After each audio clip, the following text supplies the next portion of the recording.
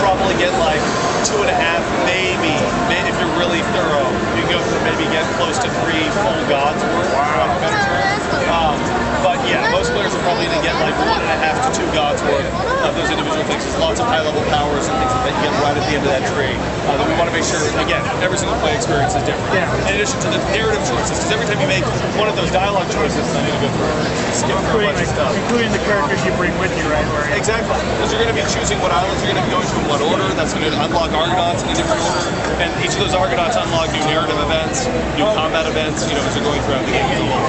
So, you see, write that down. Toggle HUD. it's because we have it up as a default thing to have the HUD just for testing and everything else. But what we have throughout the game, and you'll notice this throughout the game, is that we've gone out of our way to remove the HUD across the board. All the data is represented in the world rather than on the world, which not only helps to keep you immersed, but it allows us to go through and actually reflect. So how do you monitor health? How do you monitor? You actually get beat up. Yeah, as you see, Jason. When Jason takes damage, he'll actually get cut up. He'll start to leave bloody footprints. As you start to go through, you're really low on health. You actually see a haze that'll appear over the edge of the screen. That's basically your warning of, watch out, you're on the verge of death, and if you can avoid getting hit for a few seconds, your health will naturally regenerate. So there's no need for cure light wounds or potions management, or whatever it may be. We want to keep you immersed and in the world and experimenting and just diving into the thick of battle every single moment. Alright, who are we looking at right now? So you're looking at Medea right now, actually. Hi. So this is Antiochus' backstory. You guys know backstory generally? Jason's wife is murdered and sets off with the golden fleece to bring her back to life. He gets pissed off, he goes against the gods, goes everything to the edge of the world to find exactly. There you go. Got it. So he goes here, he's heard rumor of a Black Tongue, this cult of Akati, which ended up killing his wife, was in this cave, this tomb of his forefathers, and unexpectedly he sees them actually fighting one another, and then Medea basically overuses her power and passes out. You gotta go through a face off against a bunch of these guys. Now I'm gonna be fighting next to Hercules here in this combat. One of the really cool things is, again, there's no need for a HUD. I don't have to have a complex squad UI with me and Herc. Herc will be able to go through and take care of himself, knocking guys around. If I go through and I wound an enemy, hopefully Herc will oblige me. We're hoping for Hercules. Yeah. Come by. There he is. We'll go through, if he sees a wounded enemy. Lost the arm already. So the key is, you saw those guys had shields. If I go through and I hit an enemy shield, Herc will help me out with this guy. There you go. Nice. Because he was already wounded. If I hit that guy's shield, I'm going to go through and knock him down, or I'm going to do damage to the shield, but I'm not actually going to be doing damage to him. Right. So in a moment, he'll be able to go through and get back up. And each weapon kind of has its own. Let's see if I go through and get some of these off. Now, with the choices of the gods, that obviously affects the skills you have with each weapon, correct? Exactly. You'll get new moves, you'll get new properties. Attacks that would normally just cripple an enemy, if you hit him from behind, for example, with Hermes, will now execute him right off the bat. You get sort of a cool weapon trail effect that helps to reinforce his power is being applied, rather than just, text that pops up on the screen, or whatever it may be. So we always want it to be exactly. Forgive me. I lost myself fighting you. Your sorcery nearly killed all of us. Do you have no control over it? There was a time no father of Akati could hope to reach me.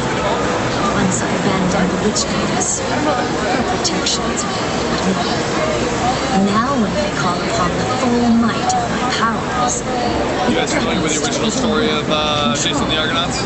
So, Medea, obviously, important character.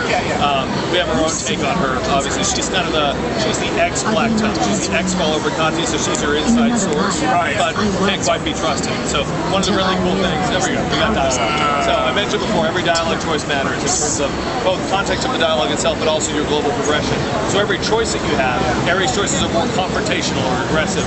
Hermes' choices are a little bit more coy or witty or manipulative. Athena choices are more judicious and even-handed, whereas Apollo choices are more sort of compassionate and empathetic. And so each one kind of reflects what their ethos is all about. But again, if I'm being more Hermes-like, for example here, my favorite Hermes is going to go up. It's also going to change the way in which I'm going to approach Medea as a character. And that has a cascading effect. This is an approach versus the conversation with the demos that we're doing. But ultimately, the way in which you approach that conversation with Medea is actually going to impact your first exposure with her on your ship. It's either, okay, I trust you, you seem like you're a cool chick, we can come along for the ride, but first sign of trouble, we're going to go down. Exactly. Or you can go through and say you can come aboard the boat, but I don't trust you, and you basically end up shackling her in her room because you don't trust her as a whole. That's going to change the way in which the relationship ends up playing out.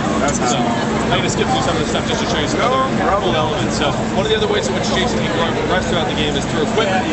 We really wanted to make sure every piece of equipment mattered. Every piece of equipment had a story and a function that was significant. You know, this isn't a game where you're going to be going through and pulling +1 swords out of the guts of a wolf for some reason. You know, we wanted to make sure if Jason's going to have it, if he's going to be wearing it, it's got to reflect a key moment, a key epic event that occurred throughout his story. So you can see his story etched on his person. You know, you can remember that that base wasn't just a base I picked up off of a brigand around the corner, you know, during one of my many battles. And every wolf that dies has gold on it. They're hungry. They're really hungry. They need the gold. What are you doing?